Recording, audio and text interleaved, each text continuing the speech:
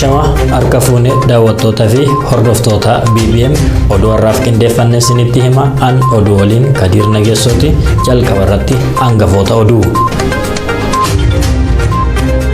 Godina Baalee aanota 7 fi gandoota 126 keessatti uummanni miliyoona 4 ol rakkoo beelaa hamaaf saaxilamee jiraachuun dhagahame.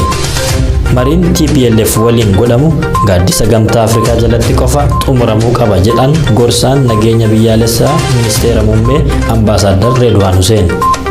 Barattoonni Oromoo 54 sababa hin beekamneen Yuunivarsiitii Boongaa irraa ari'amuu hordofee barattoonni Oromoo hafanis yuunivarsiiticha gadhiisanii bahaa jiraachuun himame. Biyyi Somaaliyaa baqattoonni biyya isaaniitii akka bahan ajajuun lammiilee Itoophiyaa yaaddesse kan jedhan hangafoota oduuti. Amma oduu bal'inaan.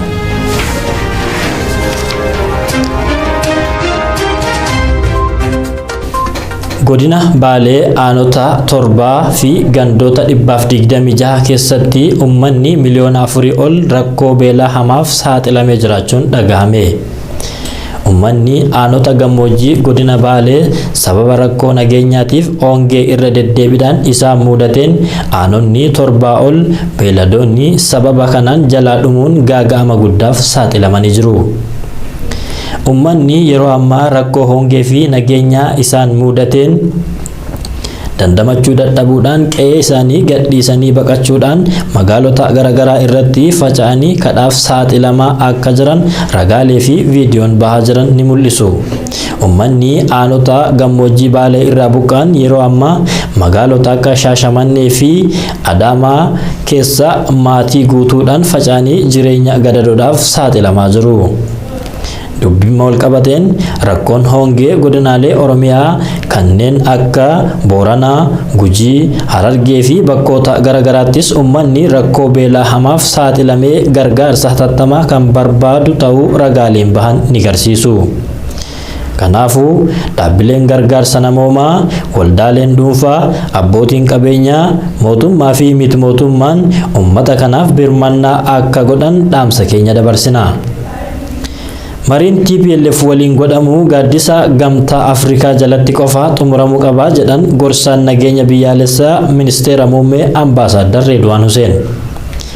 Ejjannoon kun ejjannoo mootummaa kan yoomillee hin jijjiiramne ta'uu qondaalli kun fuula Tiwiitara isaanii irratti kan ibsan yoo ta'u adeemsi jilli dippiloomaatotaa fi ergamtoota addaa Maqaletti imala irratti mootummaan gammachuu akka hin qabne Ambaasaadar Redwaan ibsanii jiru.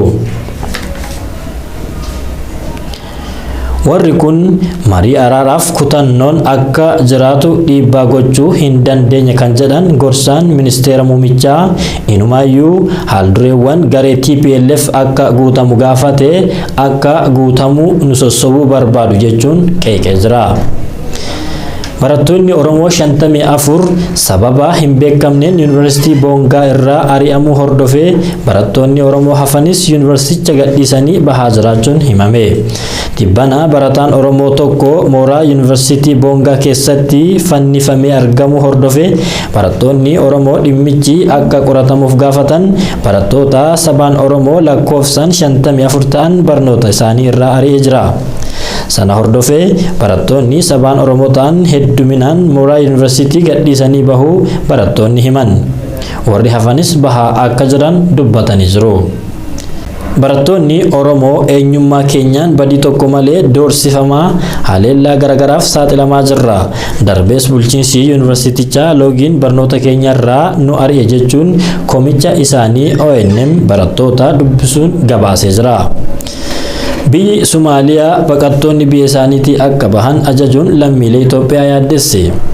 Biyyi gaanfa Afrikaa beekamtii idila addunyaa hin qabne Somaaliland lammiileen biyya alaa heeyyama seeraa hin qabne biyyattii keessaa hatattamaan akka bahan akeekkachiiftee jirti.